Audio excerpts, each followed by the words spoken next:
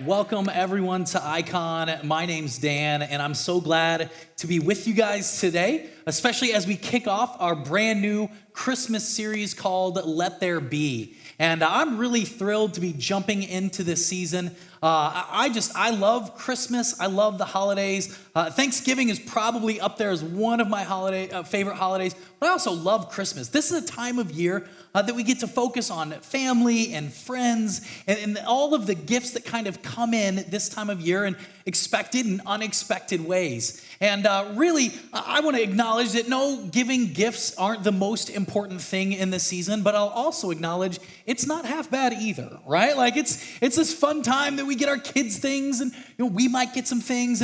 But I'm curious, has anyone ever maybe gotten a gift that they didn't quite expect? You know what I'm talking about?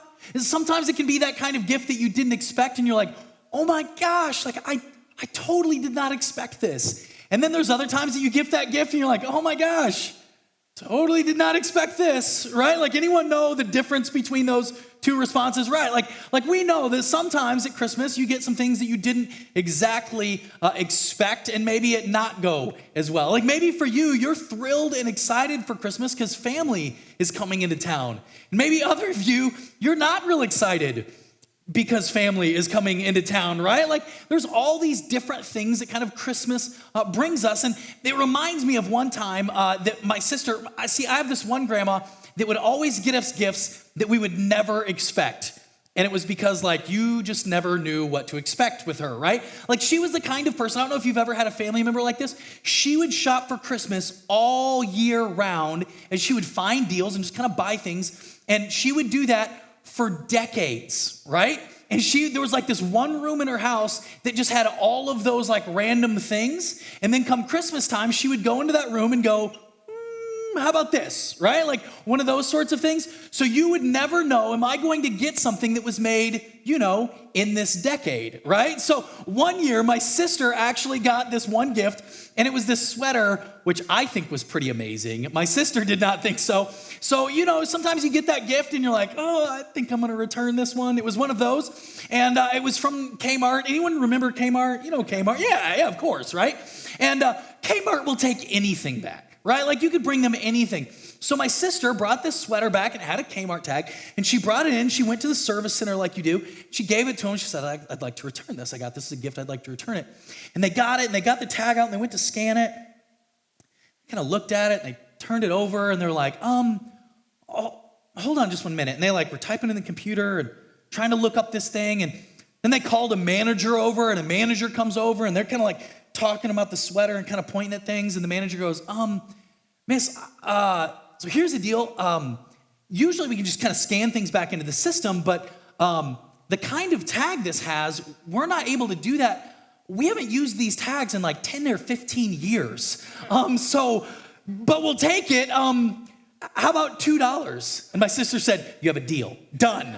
Give me the cash, take the sweater, Kit Kat would be better. It's kind of one of those things. That was you just never knew with my grandma. You just never really knew what to expect come Christmas time.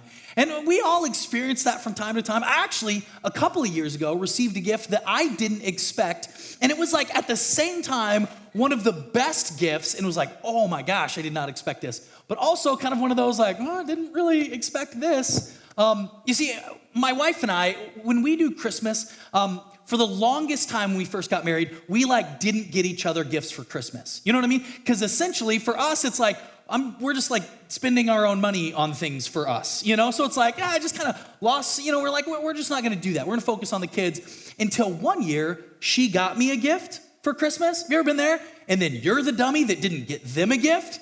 And I was sitting there oh, thank you. I got you a surprise. You're never going to believe it. It's going to be so good. It's coming in, and what's Amazon Prime? It's coming in 2 days. So you just got to wait for this. It was one of those things. So from that day on, I decided, hey, that's fine. We will not get each other gifts as I buy you something every year, right? Because I'm not going to be that guy again, right? So then we kind of started getting gifts for each other.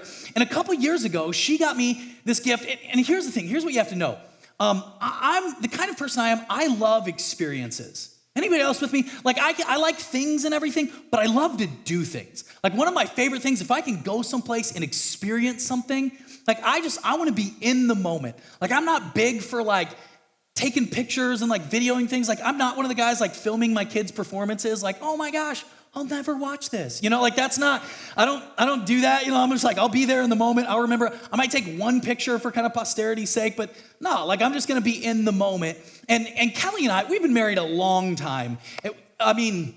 It feels like hold on. I love you is what I'm trying to get at. We've been married long enough for her to know me really well, right? And she knows this about me, that I love experiences. So a few years ago, she got me this gift. That it was this experience. There was this tour that was going through, and they're stopping in Houston where you could drive like actual, like high-end supercars. Like you get to choose a Lamborghini or a Ferrari or a Porsche, or like all these different cars. You get to choose one and drive it on an actual racetrack as fast as you want, as fast as your insurance allows, right? Like I was like, oh my gosh, like I never would have thought of that. I never would have put that together. But to me, this was like, it's an experience thing. So I was thrilled. And plus it was like 2 tickets. It was for like me to drive the sports car, and then for her to come along, and she gets to drive with an actual driver and kind of see the course and drive it really fast and that sort of thing. And this was going to be like a whole deal, right? Like we'd kind of kicked around, like maybe we go early and, get lunch or dinner together, and I was so excited, right? Like she nailed it with this gift. So I didn't expect it in the best way. And then a few months later kind of go by, and I'm like anticipating this. It's on my calendar, and I'm like, oh, I'm so excited. And it's a couple days out. I'm like, babe, I cannot wait for this weekend. And she goes, this weekend? And I was like, yeah, this weekend, the Racecar Experience. And she was like, and then her eyes got great big, and I saw like gears turning, and she's like, oh my gosh, I'm so sorry. There's something else going on that I can't get out of. And so then it became, I'm going by myself to Houston, right? And again, like I'm all for like personal time, but I'm an extrovert. Like I want to be with people. I want to be around people. So there I am driving to Houston by myself, right? And then I'm like waiting in line, and there's like all these people and these couples and these buddies together, and it's me by myself, right? And it's like, have you ever done one of those things and it's like awesome, like you can't believe you're getting to do this, and you're like, dude, did you see? Never mind.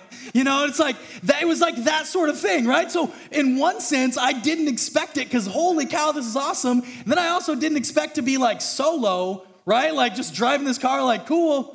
Hope somebody grabbed a picture of that, right? Like, so there's times that you can experience things and you didn't expect it, and it's great, right? Like you didn't expect to get that raise. You didn't expect to get that gift. You didn't expect family to show up, and it's just a wonderful surprise. And then there are also times in life, if we're honest, that we experience things that we didn't see coming, that we weren't expecting, and they're not the best things. You get laid off from that job. You didn't get that promotion. That person left. That relationship fell apart. You lost that person, and now you're experiencing this holiday for the first time without them, and you didn't see that coming. You didn't have that expectation. And really, that's a better picture of what this first Christmas is really all about. And that's what we want to talk about today. I mean, what do you do when life hands you something you weren't expecting? Right? Where life gives you a gift and you weren't expecting it. And you knew life would pan out another way, and you're handed something unexpected and unwanted. And that's the story of this first Christmas in many ways. That first family, Mary and Joseph, they weren't expecting to give birth to the Son of God, right? They didn't really see that one coming down the pike. Growing up in very religious homes in the first century, Mary wasn't expecting to be engaged to be married and to find out she was pregnant. She didn't see that one coming. Or those shepherds in the field at night when they put the animals away for the night and they were just sitting back, kicking it, talking, having a conversation. They didn't expect for the sky to explode with activity. They didn't see that one coming. So what I'd like to talk about is something that we can learn about this time of year, a gift that this story gives us that we can learn from this very first Christmas story. In the Gospel of Luke, we read about those shepherds, and that's what we want to focus on, is these shepherds and what they experienced. It says that an angel of the Lord appeared to them, and the glory of the Lord shone around them, and they were terrified.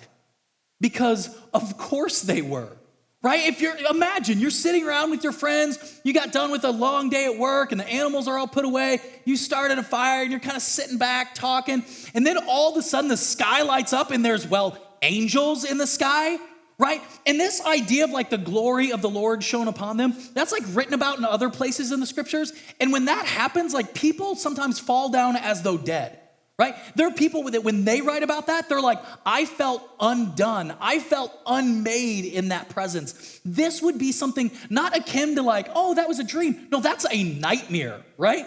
They are afraid for their life. Their lives are flashing before their eyes. They're terrified. They didn't expect this. And look what the angel said. The angel of the Lord said to them, do not be afraid, right? They're because for them, they're terrified. They're like, I need a new robe because that wasn't a sheep, right? That was me. What? They're afraid they're terrified. They don't know what's going on. But then the angel says, I bring you good news that will cause great joy for all the people. These shepherds are afraid for their lives, and what they hear from these angels when they appear is they say, we want to bring you joy. I wonder if the shepherds were thinking what kind of joy are you talking about? We're afraid for our lives, and these angels tell us joy. A similar thing happens to Mary. An angel appears before her and says, though you're engaged to be married, though you're still a virgin, though you live in a very religious home, we want you to know that you're actually going to become pregnant and give birth to a child. But the reason is, Mary, here's why, because you found favor. I wonder if Mary's can I take a hard pass on that favor? Can you find somebody else to have favor on? Because that doesn't sound like joy to me. But there's something about this kind of joy that I think oftentimes in our culture, in our day and age, we miss out on. There's something clearly that we're not understanding if what Mary is told and what these shepherds are told is to have joy, that what's happening is joyful. And the early church must have picked up on something, because sometimes they wrote in these ways where you're going, what are you talking about? James, the brother of Jesus, this is the way he put it. This is what he said, consider it pure joy, brothers and sisters, when you face trials of many kinds. It's James, what are you talking about? When I face trials, you're telling me consider that joy? It's almost as if they have a different understanding of this kind of joy they're talking about here. But this is in many ways the story of this first Christmas. And they experienced it in the same way. In many ways, we experience it in life as well. Because come on, let's admit it. We all face troubles. We all experience fear. We all know what it's like to wonder what the future brings. And this is that picture of that first family at Christmas. They didn't know what their future would bring. They didn't know the ways in which they might be ostracized from their families and from their cultures. And then also when Jesus was born, these wise men came and they told the king of the region that this new king of the Jews was being born and that he would rule and reign. Well, to the current king, that sounds like an overthrow. That sounds like a coup. So this current king says, then I want all the children to be killed. So what we hear in this first Christmas story, what we see in this early Christmas family is them fleeing for their lives. The first Christmas is a story of a family becoming refugees, fleeing violence in their own town, finding refuge in Egypt. Can you imagine? Can you imagine how terrifying that would be? Not to mention the fact that it came at the worst time. She goes into labor when they've left town and they're in some town where they don't know anyone.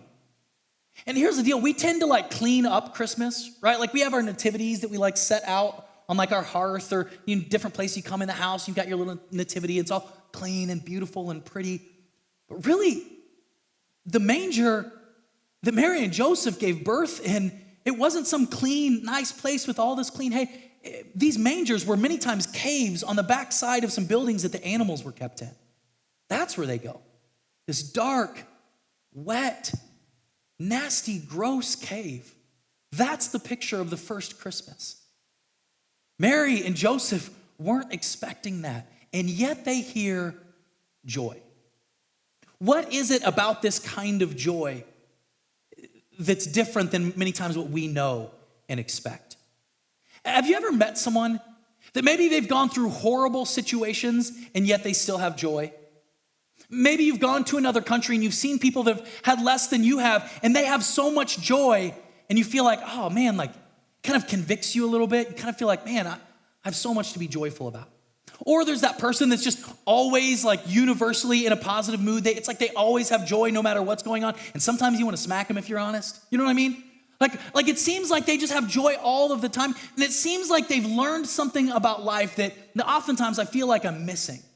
And it's this idea that fear sees the current circumstances, right?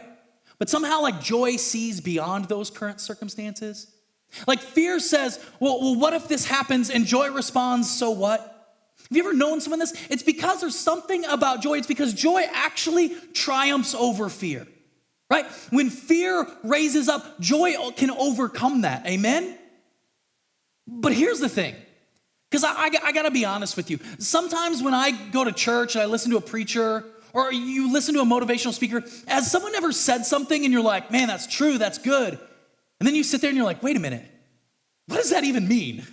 Right? Like, how does that joy triumphs over fear? Yes. Time out though. How? Right? Like, what does that really look like? Because listen, joy triumphs over fear sounds really good. It makes a really good like motivational poster to like put on your wall. Yeah, joy triumphs over fear. Right? You know what that looks like to me? That just doesn't look fun at all. Right? If that's me on that bicycle, you know what's about to go through my head? Well, first of all, probably my knee when I hit the ground. But I'm like, no, this is not joyful. This is like, where's the helicopter to get me off this place, right? Like this, it sounds real great. Many times in lived experience, this idea of joy triumphing over fear is really hard to understand, especially when you're in the midst of pain and sorrow and trouble and fear. See, it's because the joy that many times we know or we experience or we point to is often side this like, it's like joy on the near side of fear. It's like joy before problems. You know what I mean? And that kind of joy it's really like naivete, right? It's like being naive to the circumstances. And we all know people like this, right? It's like the couple that has a kid for the first time and they're like, parenting is so easy. I read this book and it told me everything and oh, aren't they perfect? And if you've had kids before, you're like, oh, that's so cute, right? Just wait until they don't sleep for 6 months, right? You know, or like that new couple and they're like, their eyes are all fluttery and they're like, oh, that person, they're so perfect. I love you. You complete me, you know? And they're doing that sort of thing. And you're just like, oh, that's cute and gross. You know, like you don't even know how bad it can get. It's joy on the near side of sorrow. It's joy on the near side before you have to experience that fear and that pain. But the joy that the first Christmas talks about, the joy that James is talking about is a different kind of joy altogether. And that's the kind of joy that we want to learn about today. It's this kind of joy. It's joy on the far side of fear. It's joy on the other side of sorrow. It's joy on the other side of unexpected loss.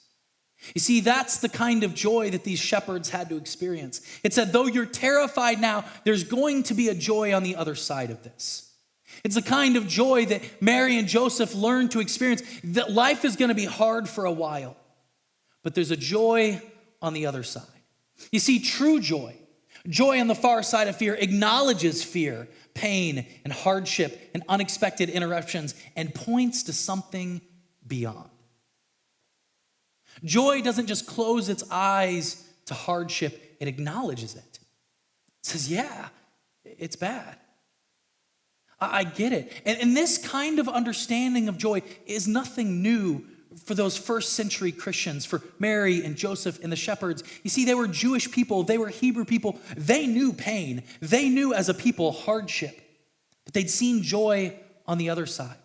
And they had these books of wisdom to draw on. And they had learned these things as children. They'd studied the Hebrew scriptures. And there's this one book in particular that talks about really kind of joy on the far side of fear and pain. And it's this book of wisdom written by someone who just calls himself the teacher.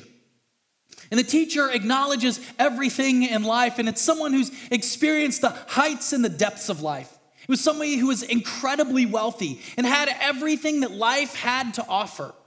They had sought out financial success. They had sought out, just pleasure of every kind. They experienced success in all these ways. They'd sought out wisdom, and they enjoyed time in their youth. And at the end of all of it, this is what's kind of wild. And this is what these people knew at the time, is at the end, he says, here, listen, it's not that things are bad right now. In fact, it's worse than that. This author, the teacher of the book of Ecclesiastes, at the end of it, here's his final conclusion. At the end of everything, it's kind of like, yeah, and we all die. Right? That's the point of, you read it over and over. He says, our life is like vapor. It's like this mist that's here now and then gone in a moment. That all of our lives are like that. So whether you search for money, that's fine, but we all die. And you can seek after wisdom, sure, and you get smarter, but then guess what? We all die, right? And you can enjoy your youth and you can enjoy love, and that's so great. But hey, at the end of the day, we all die. And it's almost as if, sometimes when we're experiencing sorrow and tragedy, it's almost as if sometimes we can just stop in the midst of that. And what that's called cynicism. And we can all be cynics. I know there's been times in my life when I've been a cynic, that I go through something difficult, and then it's easy to just become cynical. Oh man, people are the worst. I'll be honest, a few weeks ago, I got a call from the church, and we've got a dumpster here, and I get it. It's nice having a dumpster bigger than your trash can, but please don't dump your trash here at the church. But people do that on occasion. Well, this day, someone just dumped 3 mattresses in the parking lot. And I was like, people are the worst, right? Because I had 3 mattresses just sitting in there. I'm like, at least dump it by the dumpster, right? If you're gonna be a jerk, be less of one, right? So then I had to and mattresses are gross. I'm like, cool, I might have scabies now. And I'm throwing the mattresses in the back of the truck, and then I pay $130 at the city dump to dump their mattresses, right? And there are times I can get real cynical, and I can think, man, people are the worst. As a pastor, I still think that sometimes, right? There are times that we go through difficult things and we become cynical. And we just kind of stop in that. You see, there's joy on the near side of pain and hardship. And then you experience difficult things. And then you experience the unexpected. And if you stop there, you just become cynical.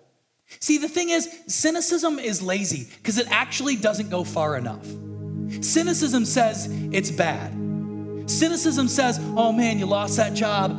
But what the author of Ecclesiastes says, he actually takes it further, right? When I say oh man, someone dumped 3 mattresses in our parking lot. Now I gotta spend an afternoon and all this money to haul that off. What the teacher would respond with, he'd say, oh no, Dan, you don't get it. At the end of the day, we all die.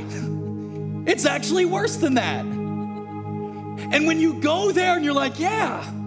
You see, when you go to the far side of it, you can actually find joy if you keep going. It's this acknowledgement of, yeah, we all die, so live. So live for today. None of us are promised tomorrow. Is life hard? Yeah. Is sometimes the unexpected hit? Yeah. Sometimes do we walk through fear and unknowing of what's next? Absolutely. But if you just stop there, you'll become a cynic. And cynicism is lazy. Anyone can throw a rock and knock out a window. But it takes finding joy to say, I'm actually going to rebuild something there. I'm actually going to find some joy in the midst of this. See, because true joy acknowledges fear and pain and hardship and unexpected interruptions and points to something bigger and better beyond. And that is the full story of Christmas. You see, because when those angels appeared before those shepherds and they were terrified for their life, it was actually in the declaration that they made that they pointed to the joy that's beyond. See, because after they said, hey, listen, we bring you good news, reason for great joy in all of the world. Here's what they ended it with. Today, in the town of David, a Savior has been born to you. He is the Messiah, the Lord. These people The title Messiah meant something significant. That meant that everything was going to change after that moment. That they will define history by before the arrival of that Messiah and after that arrival of that Messiah, because everything changed on that day. It was this declaration that everything's different.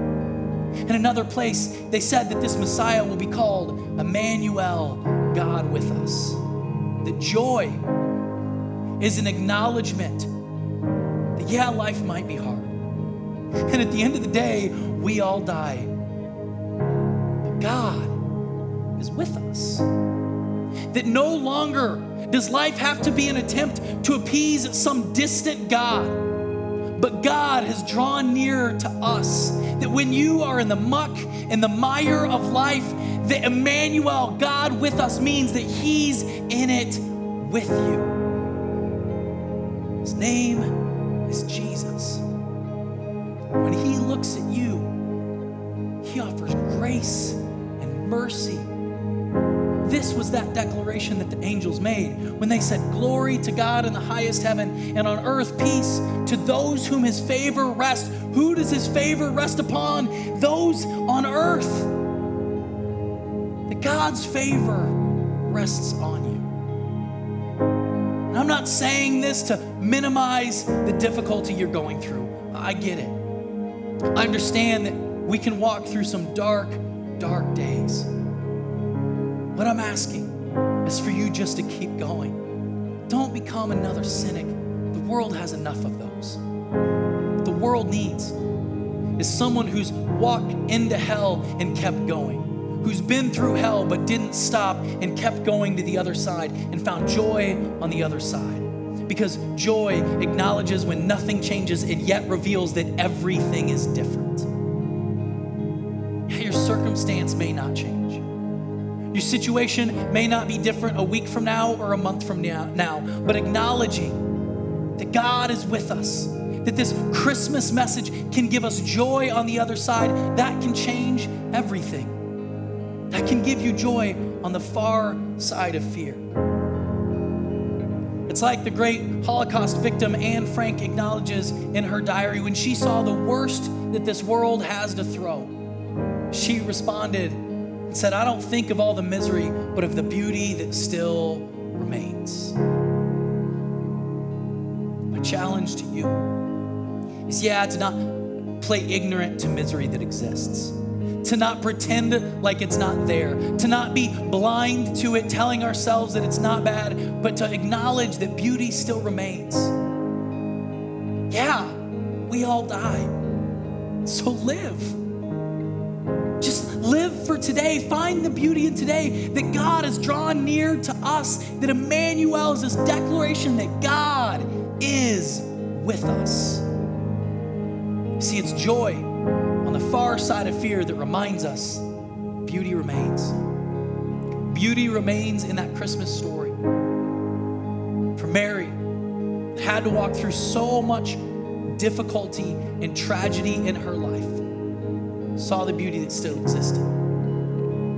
The Bible tells us that Christ saw something greater on the other side of what He had to walk through. Our redemption and reconciliation, and because of that, counted it as joy. That we, because of that example, get to look at the other side, and if we will keep going, can find joy on the far side of fear. Amen?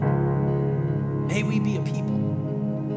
May we be a church that acknowledges the misery in this world. That, yes, does everything we can to end that here and now, but lives as if there's something better beyond, that lives with joy on the far side of fear, joy on the far side of sorrow. May we continue walking when we find ourselves walking through hell, and find joy on the other side. May we be a church and a people that declare, "Let there be joy."